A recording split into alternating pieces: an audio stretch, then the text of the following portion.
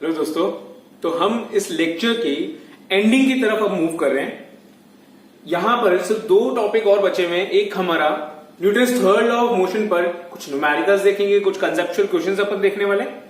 Then अपना conservation of momentum वाला topic बचा हुआ है, जिसपे डेरिवेशन भी आता है कई बार स्कूल एग्जाम्स में और कई बार हमसे न्यूमेरिकल भी उससे पूछते हैं। तो यानी वो जो लास्ट टॉपिक होगा इस चैप्टर का वो बहुत ही ज्यादा इंपॉर्टेंट टॉपिक है ना। तो ये दो टॉपिक्स हमने बचे हुए हैं, इसको फिनिश करते हैं एंड देन अपन फिर स्टार्ट करेंगे अपना नया चैप्टर।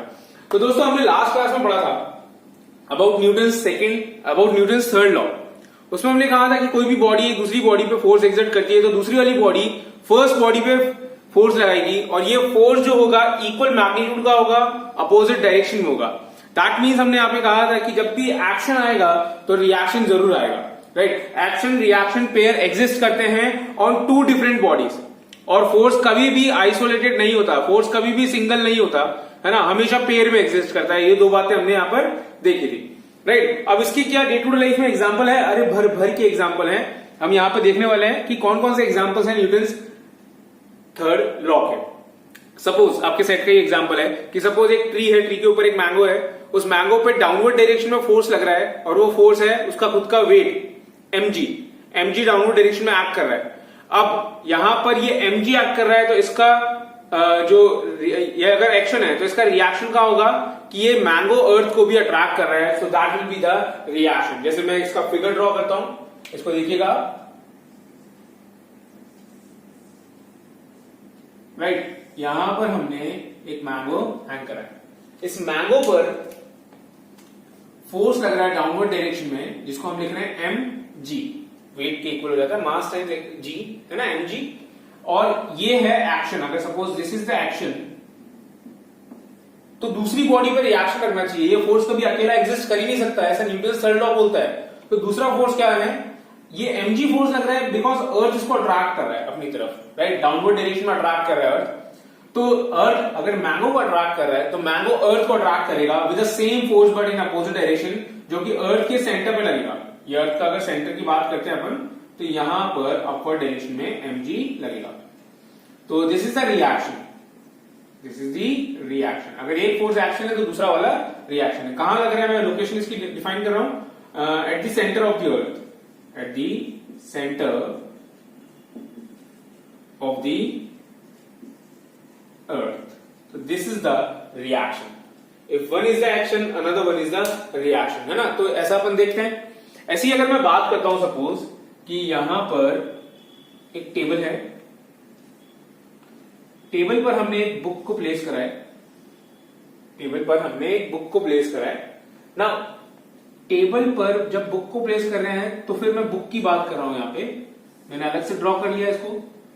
बुक पे डाउनवर्ड डायरेक्शन में mg फोर्स लग रहा है जो कि अर्थ के अट्रैक्शन की वजह से लग रहा है।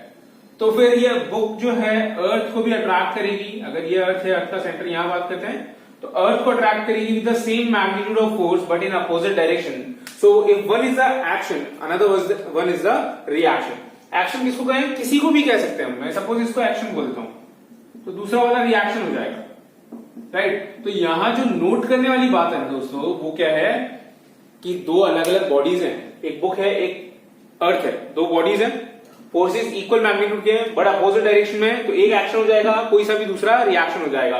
तो इस तरीके से अपन एग्जांपल्स देखते हैं Newton's third law of motion के। और एग्जांपल्स है क्या, बहुत सारे एग्जांपल्स हैं।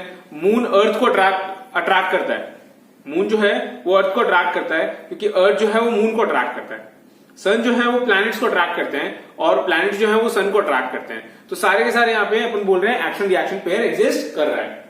इसके अलावा sir day to day life में कोई एग्जांपल है क्या, बिल्कुल है। मैं यहाँ पे मूव कर रहा हूँ, इस फ्लोर पे मूव कर रहा हूँ। मैं मूव इसलिए कर रहा हूँ क्योंकि मैं मेरे लेग से फ्लोर को पुश कर रहा हूँ और फ्लोर मुझे पुश कर रहा है, उस फोर्स की वजह से मैं आगे जा रहा हूँ, राइट। जैसे मैंने यहाँ पे पुश करा लेग से, तो मैंने फ्लोर को पुश करा, फ्लोर मूव कर नहीं सकता, पीछे हो नहीं सकता, धस सकता नहीं है, तो वो मुझ पे फोर्स लगाएगा और मैं आगे मूव कर जाऊंगा, राइट। आप मूव करके देख सकते हो। तो यहां पे मूव करने में भी जो फोर्स लग रहा है उसमें भी एक्शन रिएक्शन पेयर आ रहा है, राइट। मैंने जो फोर्स लगाया ग्राउंड पे दैट इज एक्शन, देन जो ग्राउंड फोर्स लगा रहा है मुझ पे वो रिएक्शन हो जाएगा, राइट। ये हमने देखा। स्विमिंग करते हैं अपन, स्विमिंग करते हैं तो उसमें करते क्या है, स्विमिंग करते समय कि हम इस तरह से स्ट्रोक्स लेते हैं, राइट। जब आप इस तरह से स्ट्रोक लेते हैं तो वाटर को पीछे पुश करते हैं, वाटर को पीछे पुश करते हैं। वाटर को जैसे ही हम पीछे पुश करते हैं, इसका मतलब हम वाटर में फोर्स लगा रहे हैं पीछे की डायरेक्शन में, बैकवर्ड डायरेक्शन में। तो वाटर हमारे पे इक्वल मैग्नीट्यूड का फोर्स लगाता है फॉरवर्ड डायरेक्शन में, और हम आगे की तरफ स्विम कर जाते हैं। वापस मैं रिपीट करता हूं, स्विमिंग जब भी करते हैं दोस्तों, अपन स्विमिंग करते समय अपन स्ट्रोक्स लेते हैं, है ना। ऐसे सिंपल वहां पे जाके लेट जाएंगे तो कुछ नहीं होने वाला, है ना, सिंक कर जाएंगे। तो वहां अपन जब स्ट्रोक्स लेते हैं तो स्ट्रोक्स लेते समय वहां पर हम पुश कर रहे हैं वाटर को बैकवर्ड डायरेक्शन में पुश कर रहे हैं, और जब बैकवर्ड डायरेक्शन में पुश कर रहे हैं तो वाटर हमें फॉरवर्ड डायरेक्शन में पुश कर रहा है। अगेन एक्शन रिएक्शन पेयर, मैं वाटर पे फोर्स लगा रहा हूं, वाटर मुझ पे फोर्स लगा रहा है। Action reaction pair opposite direction में इक्वल मैग्नीट्यूड के फोर्सेस हैं, और इस मैनर में अपन आगे स्विम करते हैं। सिमिलर मैनर में और भी एग्जांपल देते हैं, जैसे सपोज टग ऑफ वॉर रहता है तो वहां पर अपन रोप लेते हैं, रोप लेके उस रोप से अपन पुल करते हैं उनको। तो रोप से पुल लेने की जब अपन पुल कर रहे हैं रोप को, तो उसमें सबसे इंपॉर्टेंट कॉन्टैक्ट जो होता है वो अपना लेग का ना, जो फुट का वो कॉन्टैक्ट होना चाहिए ग्राउंड से। अगर वहां पे सफिशिएंट फ्रिक्शन नहीं होगा तो अपन स्लिप कर जाएंगे, राइट। तो हमारा मेन फोर्स कहां लग रहा है, ग्राउंड पे। तो ग्राउंड पे मैं मेरे लेग से ग्राउंड पे फोर्स लगा रहा हूं, ग्राउंड मुझ पे फोर्स लगा रहा है, एंड सब्सिक्वेंटली मैं रोप को पुल कर पा रहा हूं, राइट। तो यहां पर भी एक्शन रिएक्शन पेयर एग्जिस्ट कर रहे हैं। ऐसे प्लेंटी ऑफ एग्जांपल्स हमारे पास अवेलेबल हैं, बट अपन उनको कंसिडर कर रहे हैं जो हमारे सेट में है ना, इनकी बात करते हैं अपन। जैसे मैं यहां पर रीड कर रहा हूं, आपकी स्क्रीन पे शो हो जाएगा। Consider a mango hanging from a branch of tree, the earth attract the mango downwards, right. ये अपने डिनोट करा है, the earth attract the mango downwards with a certain force, the mango also attract the earth with an equal force in the upward direction. तो mango भी attract कर रहा है earth को with the equal force in upward direction, ये हमने देखा, right. ये यहां पर हो रहा है। सेकेंड देखो, when a person jumps out of a boat, when a person jump out of a boat, the person is pushed in the backward direction due to the boat is pushed in the backward direction due to the reaction। यहां पे होता क्या है कि suppose एक boat है,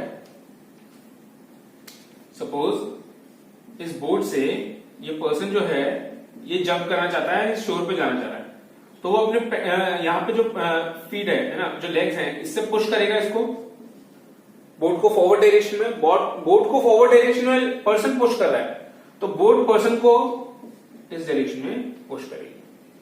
person ने boat को बैकवर्ड डायरेक्शन में पुश करा, बैकवर्ड है ना, बैकवर्ड डायरेक्शन में पुश करा, तो बोट ने पर्सन को फॉरवर्ड डायरेक्शन में पुश करा, और जैसे ही पर्सन पे फॉरवर्ड डायरेक्शन में फोर्स आया, पर्सन यहां रीच कर जाएगा।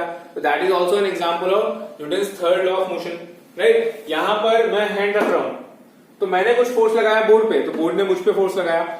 इसके हर जगह एग्जाम्पल मिलेंगे जहां पर अपन फोर्स लगाते हैं, हर जगह एग्जाम्पल मिलेंगे, राइट।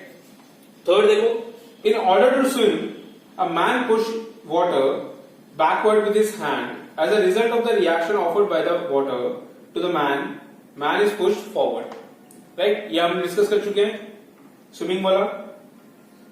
इसके अलावा अगर अपन देखें, मैं इसमें सीधा सिक्स्थ में आ रहा हूं। सिक्स्थ वाला देखो, when a bullet is fired from a gun recoil. आपने कई बार देखा होगा कि मूवीज में अगर अपन देखते हैं गन को फायर करते समय तो थोड़ा सा जर्क आता है वहां पे ना, रिकॉइल करती है वो।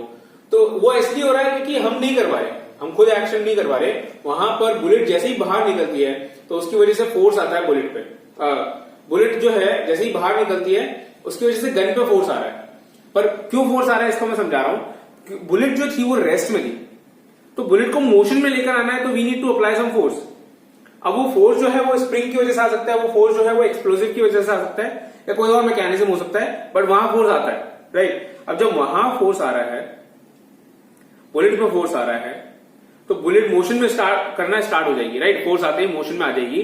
तो फोर्स हमने गन ने लगाया बुलेट पे, तो बुलेट भी गन पे फोर्स लगाएगी, और उस फोर्स की वजह से जो गन है वो रिकॉइल करती है, पीछे की तरफ जाती है, राइट। तो ये हमें ध्यान रखना है यहाँ पे कि इधर भी एक्शन रिएक्शन पेयर लग रहा है। गन ने बुलेट पे फोर्स लगाया, बुलेट आगे गई, बुलेट ने भी गन पे फोर्स लगाया, बुलेट पीछे गई, ठीक है। तो these are also the example of action reaction pair. When a bullet is fired from a gun, the gun recoil. This is because the gun exert a force on the bullet in the forward direction and bullet exert an equal force on the gun in the backward direction, right। इसकी वजह से ये हो रहा है ऐसा। ऐसे ही बहुत सारे मल्टीपल एग्जांपल्स हैं जो आपको सेट में मिल जाएंगे, वहां पर अपन एक रीडिंग लेंगे और देखेंगे कि हाँ न्यूटन थर्ड लॉ के कौन कौन से एग्जांपल्स हमें डे टू डे लाइफ में मिलते हैं, राइट। अभी हमने इतना देखा, अब थोड़ा सा अपन कुछ कंसेप्चुअल क्वेश्चन इसके देख लेते हैं, कुछ न्यूमेरिकल अपन देख लेते हैं and then conservation of momentum पर प्रोसीड करते हैं।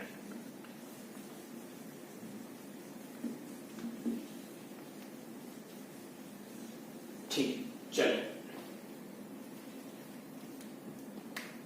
यहां शायद एक ठीक है। तो दोस्तों यहां पर मैं एक एग्जांपल ले रहा हूं। If a small sports car collide head on with a massive truck, एक छोटी सी स्पोर्ट्स कार है जो कि ट्रक से जाके हिट कर रही है। सपोज दो कार में एक्सीडेंट हो रहा है, दो अलग अलग व्हीकल्स में एक्सीडेंट हो रहा है, एक कार है एक ट्रक है। ऑब्वियसली हमें पता है ट्रक का मास बहुत ज्यादा है, जाइंट है वो, और कार का मास उसके सामने कम है, राइट। दोनों कोलाइड करेंगे तो दोनों कोलाइड करते समय किसका जो डिफॉर्मेशन होगा, किसका डैमेज होगा वो ज्यादा होगा। तो हमारे माइंड में इमेज जो बनती है ना, वो बनती है कि हाँ कार का डैमेज वहां पर ज्यादा होगा। जनरल आइडिया हमें पता है, राइट। तो किस पे फोर्स ज्यादा लगेगा? फोर्स दोनों पे सेम लगेगा, फोर्स दोनों पे सेम लगने वाला है यहाँ पे, है ना। फोर्स में कोई चेंज नहीं आएगा क्योंकि हमें पता है न्यूटन्स थर्ड लॉ से अगर ट्रक ने कुछ फोर्स लगाया कार पे तो कार भी इक्वल मैग्नीट्यूड का फोर्स लगाएगी ट्रक पे। तो फोर्स जो एग्जर्ट होगा दोनों के कोलिजन पे वो इक्वल होगा, मैग्नीट्यूड वाइज अपोजिट होगा। तो ये हमें यहाँ पे ध्यान रखना है। If a small sports car collide head on with a massive truck which vehicle experience the greater impact force, तो विच यहां पर बोल रहे हैं कि कौन सा व्हीकल पे इंपैक्ट फोर्स ज्यादा होगा, तो इसका आंसर हो जाएगा both vehicle will experience the same magnitude of force. दोनों ही सेम मैग्नीट्यूड का इंपैक्ट फोर्स एक्सपीरियंस करेंगे। और रीजन क्या देंगे? As per the Newton's third law of motion, force exerted by one body on another body is equal in magnitude and opposite in direction by the force exerted by other body on the first body। तो ये हमारा reason हो जाएगा। Which vehicle experience the greater acceleration? Acceleration किसका ज्यादा होगा? तो दोस्तों अगर अपन देखें तो एक्सेलरेशन होता है F by m, Newton second law से बता रहे हैं अपन, F is equal to mass times acceleration। तो अगर फोर्स सेम है तो अगर एक्सेलरेशन निकालना चाहते हैं तो एक्सेलरेशन उसका ज्यादा होगा जिसका मास कम होगा, राइट। क्योंकि अपन ये रिलेशन देखते हैं ना, F is equal to mass times acceleration. तो एक्सेलरेशन हो जाएगा F बाय m। फोर्स तो सेम है दोनों के लिए, तो जिसका मास ज्यादा होगा उसका एक्सेलरेशन कम होगा। इनवर्स रिलेशनशिप आ रही है, राइट। मास किसका ज्यादा है? ट्रक का ज्यादा है, तो उसका एक्सेलरेशन कम होगा। कार का एक्सेलरेशन ज्यादा होगा। रीजन इज कि as the force is constant on both the bodies, so acceleration is inversely proportional to the mass of the body. As the mass of the truck is greater than the mass of the car, so acceleration of truck is less than the acceleration of car. इस तरह से अपन explain करेंगे, right. ये conceptual question था जो कई बार आ जाता है। 15th एग्जांपल आपके सामने अपन ले रहे हैं। Jane and John with masses 50 and 60 kg respectively stand on a frictionless surface 10 meter apart, 10 metre की दूरी पर वो दोनों हैं। John pull on a connecting rope give Jane acceleration of 0.9 meter per second square। यहां पर ये हो रहा है, ठीक है। Towards him what is the John acceleration? तो John and Jane दोनों का मास हमें गिवन है 50 and 60, ठीक है। तो ऐसा कुछ सिचुएशन हमें गिवन है। Mass of John is 50 kg। Note कर लेते हैं पहले information. Mass of Jean is 60 kg, right. Now इसने कहा है कि जो एक्सेलरेशन है किसका, acceleration of Jean is 0.9 metre per second square. Acceleration of Jean is 0.90 metre per second square, यह हमें बोला है। एंड क्या फाइंड करना है, एक्सेलरेशन ऑफ जॉन। सारी इंफॉर्मेशन हमने यहां पर लिख ली। अब यहां पे लिख ली हमने, तो हमें पता है कि जो दोनों एक दूसरे को पुल कर रहे हैं, कुछ ऐसा सिनेरियो है यहां पे। ये रोप है,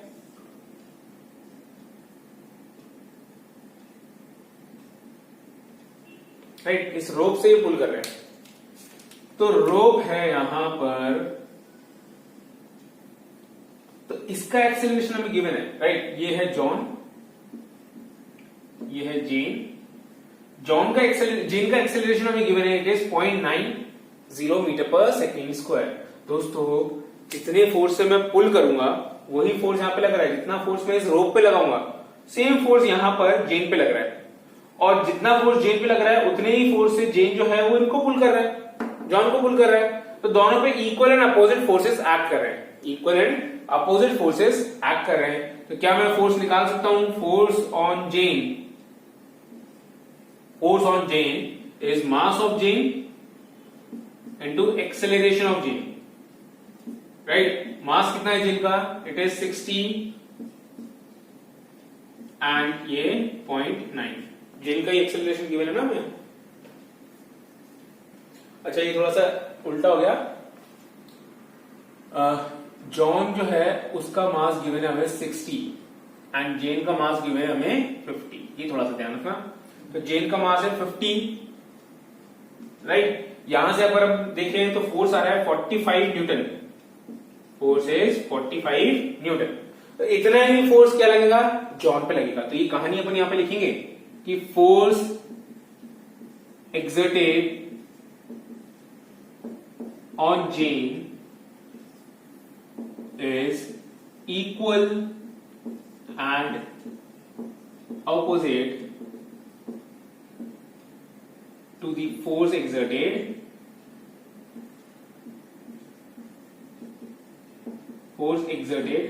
on John। सही है क्या? चले आगे। तो ये हमारे पास आ गया इक्वल एंड अपोजिट है, तो मैं ऐसा लिख सकता हूं फोर्स जो लग रहा है जॉन पर उसकी वैल्यू भी कितनी होगी? सेम होगी, 45 न्यूटन ये होगी। इस स्टेटमेंट से हमने ये देखा। Now Newton second law apply कर रहे हैं दोस्तों। ये न्यूटन थर्ड लॉ था ना, this is third law of Newton. ये लगाया हमने, वापस से फिर सेकेंड पे लगा रहे हैं अपन। तो this is John is equal to mass of John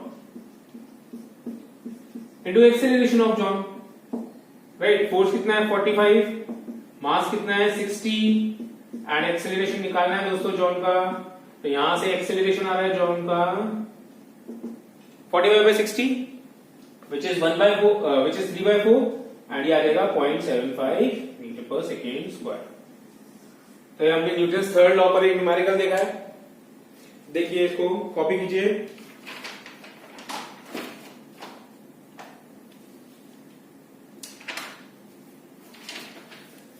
right, एक और एग्जांपल मैं सामने रख रहा हूं आपके कि as you stand facing a friend, place your palm against your friend's palm and push. एक दोस्त को हाई फाई दे रहे थे, हाई फाई देते समय पुश करा, तो जो फोर्स मैंने फ्रेंड पे लगाया क्या सेम मैग्नीट्यूड का फोर्स उसने मुझ पे लगाया क्या? तो बिल्कुल हाँ, हमने एक दूसरे पे सेम मैग्नीट्यूड का फोर्स लगाया है, राइट। तो ये बिल्कुल सही है। मतलब यहां पर तो गलत है, इसने पूछा ही कुछ अलग है। Can your friend exert a force on you if you do not exert a force on back. इसने कहा कि अगर मैं फोर्स लगाता हूं और वो फोर्स नहीं लगा रहा तो क्या आप लगा पाओगे फोर्स? नहीं, बिल्कुल नहीं लगा पाएंगे। देखो यहाँ पे होता क्या है कि अगर सपोज मैं किसी को हाई फाई देता हूं और फोर्स लगाता हूं साथ में, इस तरह से फोर्स लगाता हूं, तो मैं फोर्स तभी लगा पाऊंगा जब वो खुद अपोजिट फोर्स लगा रहा है। अदरवाइज मैंने जैसे ही यहां पर हिट करा और ये पीछे हो गया तो ये मेरा हैंड भी पीछे होता जाएगा, फोर्स लगा ही नहीं पा रहा हूं। आप फील करो, देखो मैं कहां लगा पा रहा हूं फोर्स। पर मैं इसको अगर रिजिड रखूं और फिर लेकर आऊं तो यहां पर मैं फोर्स एक्सर्ट कर पा रहा हूं क्योंकि दूसरा वाला हैंड भी यहां पर फोर्स एक्सर्ट कर रहा है। तो इसका आंसर हो जाएगा नो। और हमने पहले क्या देखा? पहले हमने इसी क्वेश्चन में देखा था कि क्या इक्वल एंड अपोजिट फोर्सेस लग रहे हैं? बिल्कुल लग रहे हैं। तो एड ऑन कर लेना यहाँ पे 8 देखो, the force exerted by cart on the horse is equal and opposite to the force exerted by the horse on the cart but only when the horse and cart are not accelerating. नहीं, ये गलत है, ये गलत है ना। तो इसको अपन देखेंगे कि इक्वल, हमेशा इक्वल एंड अपोजिट फोर्स लगते हैं जब भी अगर बॉडी एक्सेलरेट कर रही हो तब भी। ऐसी कोई कंडीशन नहीं है कि यहां पर इक्वल एंड अपोजिट फोर्सेस तभी लगेंगे जब कांस्टेंट वेलोसिटी से मूव कर रही है, ऐसा नहीं है। अच्छा, इस वाले को अपन थोड़ा सा ऊपर से निकाल देते हैं। आप चाहो तो सेल्फ टेस्ट 8 को मार्क कर लो, अपन इसको जूम डिस्कशन में और डिटेल में ले लेंगे। ठीक है दोस्तों, तो यहां पर हम बात कर रहे हैं अब कंजर्वेशन ऑफ मोमेंटम की। कंजर्वेशन ऑफ मोमेंटम की अपन बात कर रहे हैं। तो इसको मैं रब कर रहा हूं, आप पॉज करके नोट कर लेना अगर नहीं कराए तो। दोस्तों कंजर्वेशन ऑफ मोमेंटम पर आने से पहले एक वर्ड मैं आपको बताना चाहता हूं जो कि एनसीईआरटी में नहीं है, स्कूल में शायद बता सकते हैं आपके, वो हो जाता है इम्पल्स। इम्पल्स क्या होता है? A large magnitude of force, एक बड़ा फोर्स, एक ह्यूज फोर्स जो है वो शॉर्ट पीरियड ऑफ टाइम के लिए अगर एक्ट करता है तो that is called an impulse. यानी force multiplied by time is called impulse. इसको अपन लिख लेते हैं, यहां पे दोनों डेफिनेशन लिख लेते हैं, ज्यादा डेप्थ में जाना नहीं है क्योंकि एनसीईआरटी में नहीं है। इम्पल्स, राइट, इसकी बात करते हैं अपन। तो large magnitude of force, large magnitude of force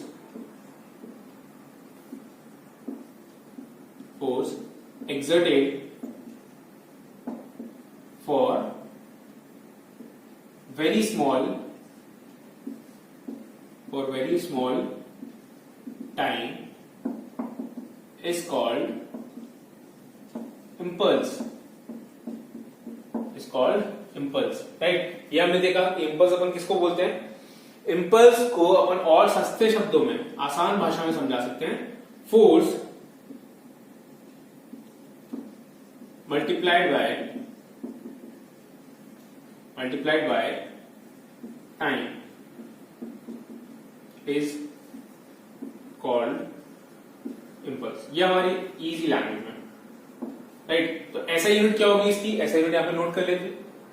ऐसा यूनिट, दो ऐसा यूनिट है दोस्तों इसकी। ऐसा यूनिट होती है इसकी, एक तो है न्यूटन सेकेंड, फोर्स को टाइम से मल्टीप्लाई कर रहे हैं, फोर्स की ऐसा यूनिट होती है न्यूटन, टाइम की होती है सेकेंड, तो हो जाती है न्यूटन सेकेंड। दूसरी ऐसा यूनिट होती है इसकी KG metre per second, KG metre per second. First page में जो रजिस्टर का फर्स्ट पेज है इंडेक्स वाला, वहां पर ये सब चीजें नोट करनी है, सारी यूनिट एक साथ आनी चाहिए। तो यहाँ पर ने लिख लिया, ये हो जाता है हमारे पास इम्पल्स, राइट। तो ये हमने यहां पर देखा, छोटा सा टॉपिक है, बस ये अपन को लेना था, ये अपन ने कंसिडर कर लिया। नाउ अपन बात कर रहे हैं conservation of, the new heading is conservation of momentum, conservation of momentum. दोस्तों यहां पर हम क्या प्रूव करने वाले हैं समझना। पहले कई बार इसका स्टेटमेंट पूछ लेते हैं कि what is the statement of conservation of momentum और what is conservation of momentum. तो हमें ये बताना पड़ता है कि मोमेंटम जो है एक सिस्टम का, मोमेंटम जो है वो एक सिस्टम का कंजर्व रहता है, कांस्टेंट रहता है, अगर हम कोई एक्सटर्नल फोर्स वहां पर नहीं लगाते, अगर हम कोई बाहर से फोर्स वहां नहीं लगाते, तो उस केस में मोमेंटम जो है वो कंजर्व रहता है। तो इसको अपन समझेंगे अब बहुत ही डिटेल में, इसका एक डेरिवेशन देखेंगे, न्यूमेरिकल करेंगे एंड सो ऑन। तो कंजर्वेशन ऑफ मोमेंटम की अपन स्टेटमेंट की बात कर रहे थे। कंजर्वेशन ऑफ मोमेंटम के स्टेटमेंट में अगर अपन देखते हैं, यहां पे समझने वाली बात क्या है कि कोई भी एक्सटर्नल फोर्स अगर किसी सिस्टम पर एक्ट नहीं कर रहा है, तो in that case the momentum of that system will remain constant, है ना। तो ये स्टेटमेंट मैं आपके सामने लिख रहा हूं, देर अपन इसको एक्सप्लेन करते हैं और डिटेल में। If there is no external force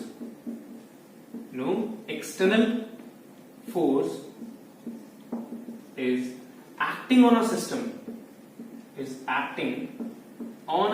system में समझाता हूं क्या बोलते हैं, अभी अभी इसको चलने तो ऐसी है ना। If there is no external force acting on a system, then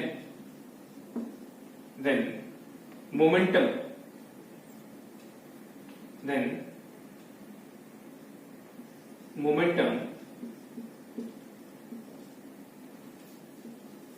of the system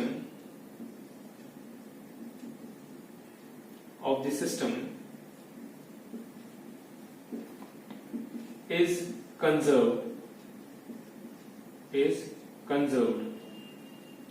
की स्पेलिंग अपने गलत लिखी, is conserved, right। if there is no external force acting on a body, कोई external force लग नहीं रहा, कोई बाहर से धक्का लगा नहीं रहा, then the momentum of the system is conserved, right। अब इसमें कुछ वर्ड्स है उनको समझते हैं। कंजर्व मतलब कांस्टेंट, इनिशियल और फाइनल वैल्यू सेम रहने वाली है। कंजर्व मतलब ये होता है एक्सटर्नल फोर्स, मतलब बाहर से कोई पुश नहीं कर रहा, बाहर से कोई पुल नहीं कर रहा, बाहर से कोई फोर्स नहीं लग रहा। सिस्टम का मतलब मैं आपको बता रहा हूं अभी। इसको अपन ये स्टेटमेंट लिखेंगे जब भी हमसे कंजर्वेशन ऑफ मोमेंटम पूछेंगे, साथ में अपन इसको मैथमेटिकली लिखेंगे कि if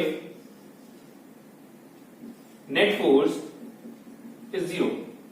If net force is 0, then initial momentum,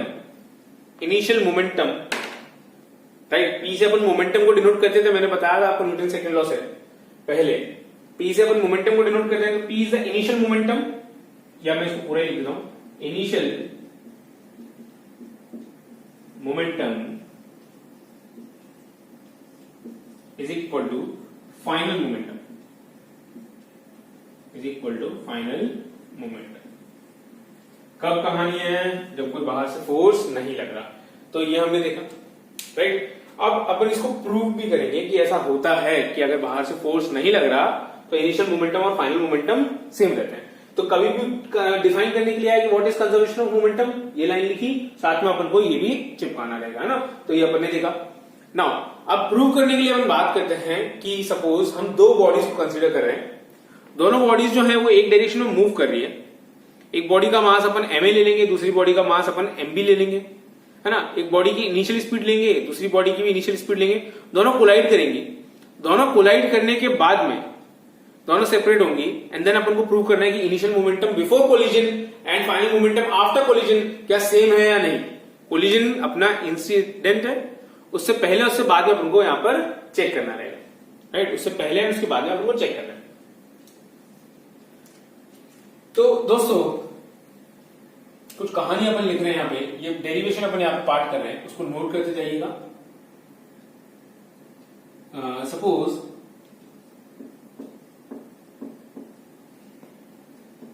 there are two bodies of masses ma and mb which are moving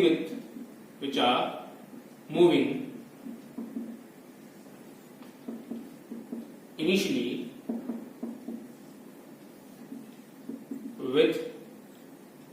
with UA and UB, which are moving initially with UA and UB respectively, right। ये हमने लिया है, दो bodies है, एक का मास ma है, दूसरे का मास mb है, इनिशियल स्पीड u है एंड ub है, और हमें यहां पे देखना है कि हो क्या रहा है, पूरा सिनेरियो चल क्या रहा है, ये अपन को देखना है। तो सपोज ये हमारी फर्स्ट बॉडी, ये second body, right, this is body A and this is body B. इसका जो मास हमने लिया है वो ma है, इसका मास हमने लिया है वो mb है, राइट। दोनों सेम डायरेक्शन में ट्रैवल कर रही है इस तरीके से, दोनों सेम डायरेक्शन में ट्रैवल कर रही है इस तरीके से, एंड इसकी स्पीड हमने कंसीडर की है ua and speed of this body is ub। ये है हमारा बिफोर कोलिजन। ये जो फर्स्ट फिगर हमने बनाया है ये पूरा that is before collision, before collision, right. This is first incident जिसमें अपन देख रहे हैं कि कोलिजन से पहले क्या हो रहा है, राइट। अब कोलिजन जब होगा तब की बात कर लेते हैं दोस्तों। कोलिजन जब होगा तब पहली वाली बॉडी ए बॉडी बी पे जाकर स्ट्राइक करेगी, टकराएगी, कोलाइड होगी, तो उस मूवमेंट पे क्या होगा वो हमें देखना है। तो सेकंड फिगर मैं यहां पे ड्रॉ कर रहा हूं, देखना, body A and body B दोनों कोलाइड कर रही हैं, this is A, this is B. अभी मैं ए बी हटा देता हूं यहां से और इनको बाहर लिख देता हूं, this is B, this is A, right. अब यहां पर होगा क्या दोस्तों, जैसे ही पहली वाली बॉडी दूसरी बॉडी को स्ट्राइक करेगी, टकराएगी, तो इनके बीच में फोर्स आएगा। ये फर्स्ट वाली बॉडी सेकेंड वाली पे फोर्स लगा रही है, और अगर फर्स्ट सेकेंड पे फोर्स लगा रही है तो हमें पता है न्यूटन थर्ड लॉ से कि सेकेंड बॉडी भी फर्स्ट पे फोर्स एक्सर्ट करेगी, राइट। तो मैं यहां पे बात कर रहा हूं कि ए बॉडी ने बी पे पुश करा, फोर्स लगाया, और वो इस डायरेक्शन में है, this is force on B due to A body ने बी को पुश करा, कोलाइड हो रहे हैं, तो फर्स्ट वाली बॉडी सेकेंड बॉडी पे फोर्स एक्सर्ट कर रही है, which is force on B due to ए। इसको अपन लिखेंगे अभी साइड में। नाउ हमें पता है न्यूटन थर्ड लॉ से कि फोर्स कभी सिंगल एग्जिस्ट ही नहीं करता, हमेशा पेयर में एग्जिस्ट करता है। ए ने बी पे फोर्स लगाया तो बी भी डेफिनेटली ए पे फोर्स लगाएगा, और वो इक्वल मैग्नीट्यूड का होगा but opposite in direction. This is force on A due to B, force on A due to B. इन पैरामीटर्स को अपन साइड में लिख लेते हैं, और साथ में ये हमारा सेकंड यहां पर फिगर हो गया, this is during the collision, during collision, right. तो ये एब्रीविएशन में साइड में लिख रहा हूं, क्या है ये, this is force on B, force on B due to A, due to A का मतलब ए ने लगाया है, due to A. Now force on A due to B, ये है हमारा force on A due to B, due to B, right. इस तरीके से हमने ये फोर्सेस कंसीडर करें। ये हमारा सेकंड वाला फिगर है, अभी पूरा अपन डेरिवेशन करने वाले हैं, अभी इतना ही लिखा है, राइट। अच्छा, यहां पर सेकंड वाले में ये फिगर आपने ड्रॉ कर लिया, उसके बाद ये फिगर ड्रॉ कर लिया, ये एब्रीविएशंस लिख लिए, एंड देन यहां पर अपन बोल रहे हैं कि as per the Newton's third law, as per the Newton's third law क्या हो जाएगा, ये दोनों फोर्सेस इक्वल एंड अपोजिट हो जाएंगे। तो force on A due to B is minus times of force on B due to A. समझ लो कहानी इसकी, कहानी ये है कि दोनों इक्वल है मैग्नीट्यूड में, but direction wise they are opposite. तो डायरेक्शन कौन इंडिकेट कर रहा है, माइनस। तो माइनस साइन हमें ये बताया है कि these two forces are opposite to each other. तो इसको अपन बता देते हैं, माइनस की तरफ एक एरो बनाते हैं और यहां पे लिख देते हैं कि ये माइनस साइन क्या इंडिकेट कर रहा है, opposite in direction, opposite in direction, right. ये हमने लिखा है यहाँ पे कि माइनस साइन इंडिकेट कर रहा है that they are opposite in direction. इसको अपन इक्वेशन 1 मार्क कर देते हैं, दिस इज आवर इक्वेशन 1, इसको हम इक्वेशन 1 मार्क कर देते हैं, राइट। ये वाला पार्ट कॉपी कर लो, एक बार पॉज करके ये कॉपी करो पूरा,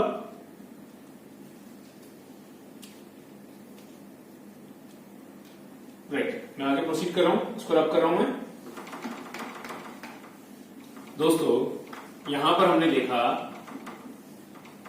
कि ड्यूरिंग द कोलिजन वाली कहानी हो गई।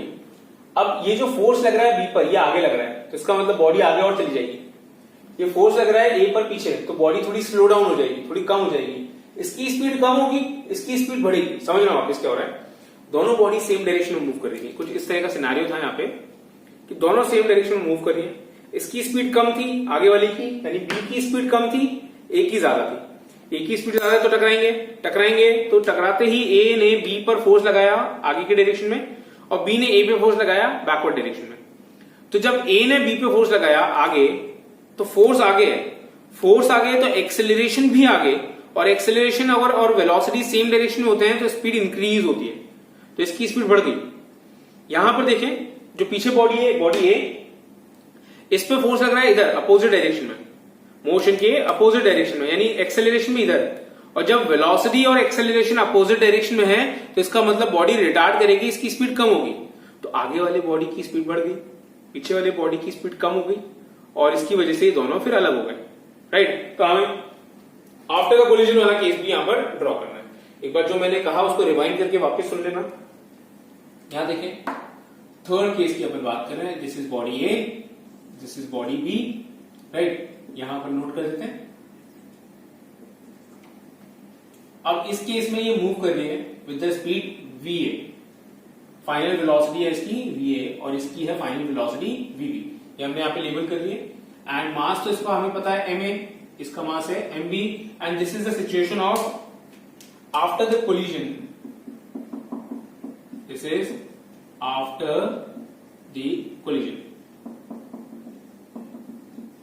थर्ड वाला केस है हमारा, राइट। तो दोस्तों यहां पे इनकी वेलोसिटी चेंज हुई है। Initial velocity u and u B थी, final velocity v and v B है। वेलोसिटी चेंज तब होती है जब इन पे फोर्स एक्सर्ट होता है, और फोर्स एक्सर्ट हुआ है, पर वो फोर्स जो है वो सिस्टम का इंटरनल फोर्स है। सिस्टम का मतलब समझ रहे हो, इन दोनों बॉडीज की आपस की बात है। जैसे कि अपन समझते हैं इंटरनल और एक्सटर्नल को, सपोज फैमिली मेंबर्स होते हैं, एक दूसरे को डांट भी देते हैं, राइट। एक दूसरे को डांटते हैं, एक दूसरे में झगड़ा भी होता है, पर वो जो है वो पारिवारिक झगड़ा है, घर के अंदर का झगड़ा है, इंटरनल फोर्स है, राइट, इंटरनल कॉन्फ्लिक्ट्स हैं। सिमिलर मैनर में कोई बाहर से आके डांटे, कोई पड़ोसी आके डांटे, कोई चलता हुआ कुछ पर्सन आके डांटे, तो वो घर के बाहर का मामला है ना, तो वो एक्सटर्नल हो जाता है। तो यहां पर ये दोनों बॉडीज थी, ये हमारा फोकस था।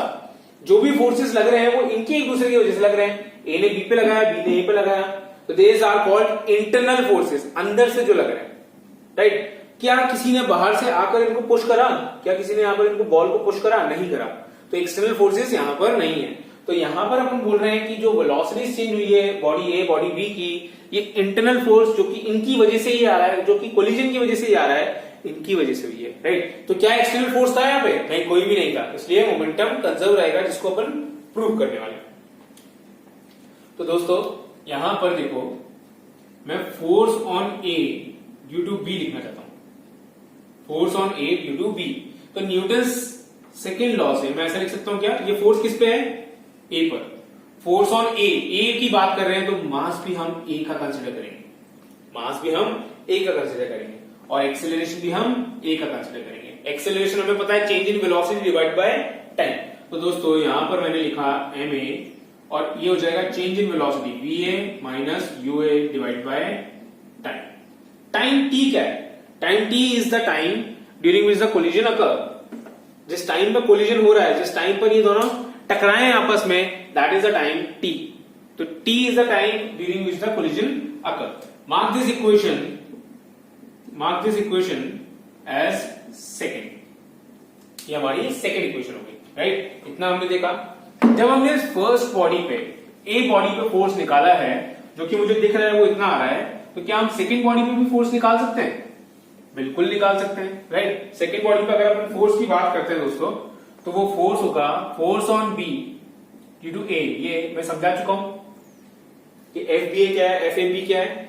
Force on B due to A, B पे फोर्स लग रहा है, तो हम लिखेंगे mass of B into acceleration of B. Mass of B as it is, acceleration of B की बात करते हैं, तो it is velocity of B, final velocity of B minus initial velocity of B time taken. Collision में दोनों का time तो same ही लगेगा, दोनों एक साइड कोलाइड कर रहे हैं ना, तो टाइम तो सेम ही होगा। वेलोसिटीज में चेंज अलग अलग है, दिख रहा है यहाँ पे, राइट। तो हमारे पास सेकेंड इक्वेशन आ चुकी थी, ये थर्ड इक्वेशन भी आ रही है, दिस इज थर्ड।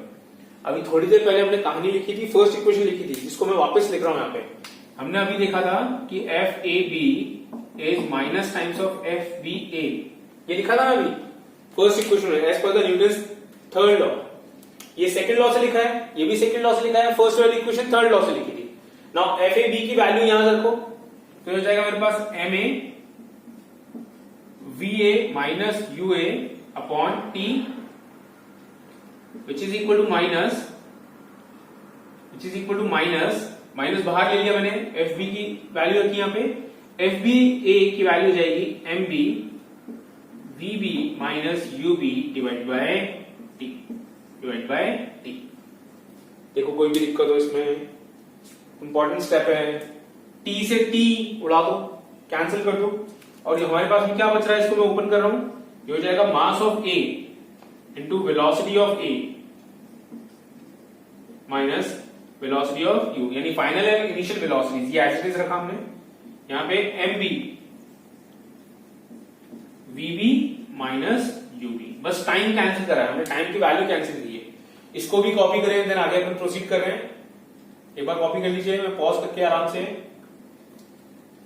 राइट, मैं रब कर रहा हूं इसे।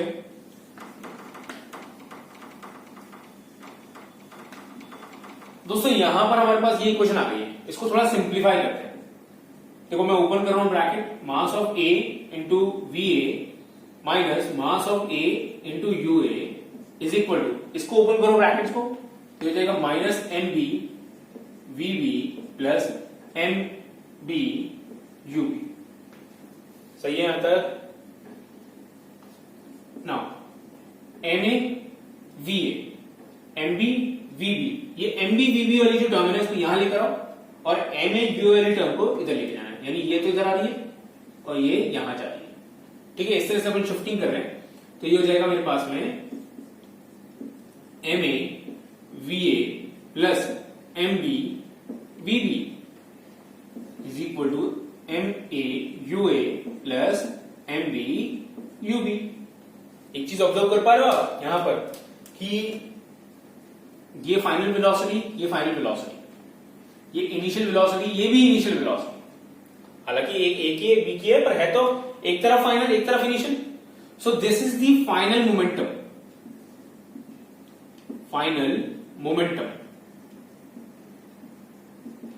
And this is the initial momentum.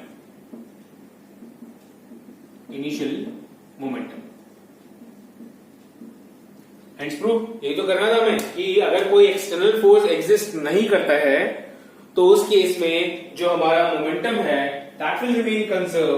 और यहां अपन देख पा रहे हैं कि final momentum is equal to initial momentum and this equation is very very important. ये जो इक्वेशन हमने लास्ट में लिखी है ये बहुत इंपॉर्टेंट है न्यूमेरिकल एस्पेक्ट से। तो ये डेरिवेशन वाला पार्ट अपन ने पूरा करा। डेरिवेशन वाला पार्ट आपको प्रैक्टिस भी करना है एक बार लिख के, क्योंकि स्कूल एग्जाम से पक्के से पूछा जाएगा। ये हमने देखा कैसे हमने स्टार्ट करा। हमने अजम्पशन लिया कि दो बॉडीज हैं जो कि जिनका मास हमें गिवन है, इनकी इनिशियल वेलोसिटी गिवन है, दोनों मूव कर रही है। पीछे वाली बॉडी की स्पीड ज्यादा है आगे वाली बॉडी से, तो वो आगे कोलाइड करेगी। कोलिजन में जो फोर्सेस लग रहे हैं they are equal and opposite. Equation 1 थी हमारी न्यूटन थर्ड लॉ से। देन हमने फर्स्ट बॉडी में फोर्स निकाला था, वो आ रहा था हमारे पास m v minus u by T, ये फर्स्ट बॉडी का था। सेकेंड बॉडी का फोर्स भी सेम था। इसको अपन ने इस इक्वेशन में सब्स्टिट्यूट करा है, देन रीअरेंज करने के बाद में हमारे पास में आ रहा है कि ये फाइनल मोमेंटम है, ये इनिशियल मोमेंटम है। Right, this is the final momentum of combined body. A और बी दोनों का कंबाइंड मोमेंटम देखो ना। मोमेंटम क्या होता है? Mass times velocity. ये पहली बॉडी का mass times velocity, second body का final mass times velocity, initial momentum of first body, mass times initial velocity, again initial momentum of the first body. तो this is the initial momentum, this is the final momentum. और ऐसा अपन prove कर पा रहे हैं कि अगर external force नहीं लग रहा है तो इन